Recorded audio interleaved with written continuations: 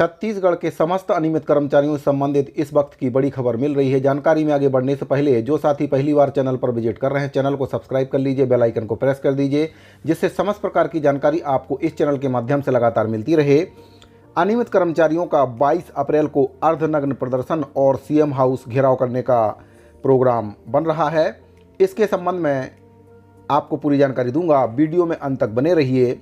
छत्तीसगढ़ अनियमित कर्मचारी मोर्चा के बैनर तले प्रदेश में काम करने वाले अनियमित कर्मचारी संविदा, दैनिक वेतनभोगी, कलेक्टर दर, श्रमायुक्त दर पर काम करने वाले श्रमिक, प्लेसमेंट कर्मचारी, मानदेय, अंशकालीन जॉब दर, ठेका कर्मचारी अपनी मांगों को लेकर 22 अप्रैल को अर्धनग्न होकर प्रदर्शन करेंगे। साथ ही मुख्यमंत्री आवास का घेराव भी इनके द्वारा किया जाएगा।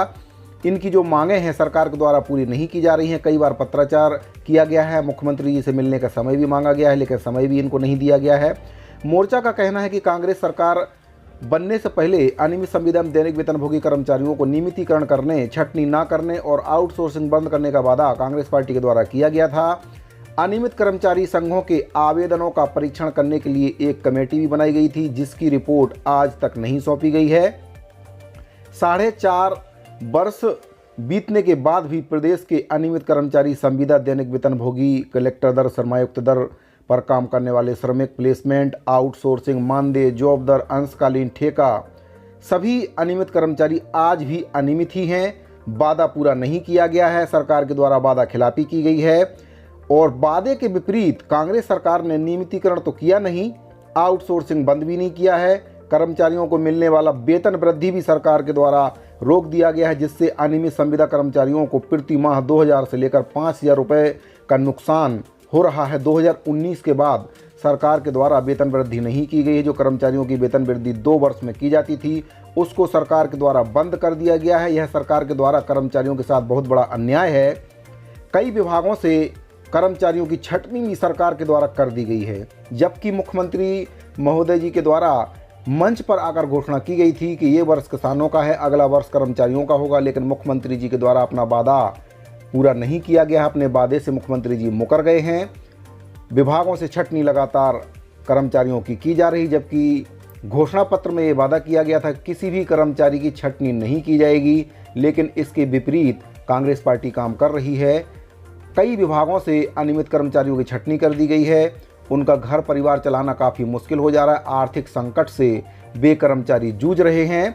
मोर्चा के प्रांतीय संयोजक गोपाल प्रसाद साहू ने बताया कि समस्याओं के निराकरण के लिए मुख्यमंत्री जी से मिलने के लिए कई बार प्रयास किया गया, मुलाकात के लिए समय दिया नहीं गया।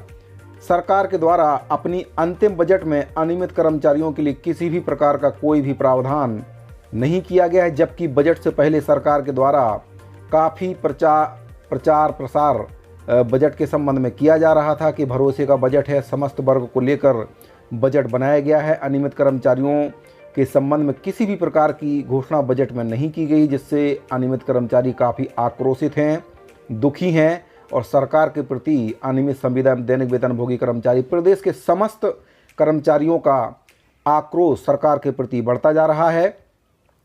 अनियमित कर्मचारी संघ, अनियमित कर्मचारी मोर्चा, समस्त प्रकार के अनियमित कर्मचारी संगठन लगातार सरकार से अनियमित कर्मचारियों की मांगों को रखते आए हैं, मांगों से अवगत कराते आए हैं, लेकिन सरकार ने आज तक अनियमित कर्मचारियों की मांगों पर किसी भी प्रकार का कोई भी निर्णय नहीं लिया है। सरकार के 4.5 वर्ष पूरे हो चुके हैं, अंतिम वर्ष है, चुनावी वर्ष है। सरकार के द्वारा किया गया वादा आज भी अधूरा है। प्रदेश के समस्त अनियमित संविदा, दैनिक वेतनभोगी कर्मचारी सरकार की ओर टकटकी लगाई हुई नज़रों से देख रहे हैं कि सरकार के द्वारा किया गया वादा कब पूरा किया जाएगा। 4.5 वर्ष बीत गए हैं, अंतिम वर्ष है, चुनावी वर्ष है। कुछ महीनों में ही आचार संहिता लग जाएगी और इसके बाद फिर कर्मचारियों की मांगें अगले 5 साल के लिए लंबित हो जाएंगी। सरकार की इसी वादा खिलाफी को लेकर छत्तीसगढ़ अनियमित कर्मचारी मोर्चा के द्वारा 22 अप्रैल शनिवार को 12 बजे से अर्धनग्न प्रदर्शन करने का ऐलान किया गया है। मुख्यमंत्री निवास घेराव करने का प्रोग्राम है, अनियमित कर्मचारी मोर्चा के द्वारा बनाया गया है। अपनी मांगों से मुख्यमंत्री जी को अवगत कराएंगे। जो अनियमित कर्मचारी मोर्चा की 4 सूत्रीय मांगें हैं, उसके बारे में आपको मैं जानकारी दे देता हूं। समस्त अनियमित कर्मचारी अधिकारियों को नियमित किया जाए और नियमितीकरण तक 62 से 65 वर्ष की जॉब सिक्योरिटी की मांग अनियमित कर्मचारी मोर्चा के द्वारा की गई है। विगत वर्षों में निकाले गए छटनी किए गए अनियमित कर्मचारियों को बहाल किया जाए, छटनी पर तत्काल रोक लगाई जाए, अंशकालीन कर्मचारियों को पूर्णकालीन किया जाए और एक सम्मानजनक वेतन उनको दिया जाए और एक निश्चित अवधि में उन कर्मचारियों को नियमितीकरण किया जाए।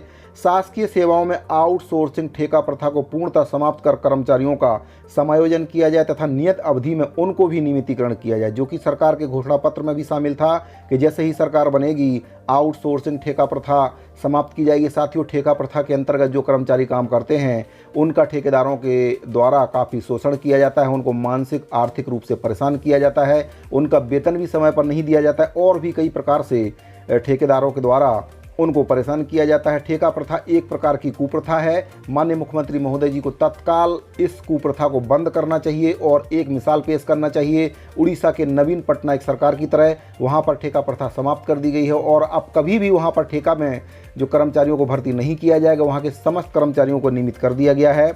अगला जो मांग है अनियमित कर्मचारी मोर्चा का, दिवंगत शिक्षाकर्मी के जो परिजन हैं उनके परिजनों को अनुकंपा नियुक्ति दी जाए।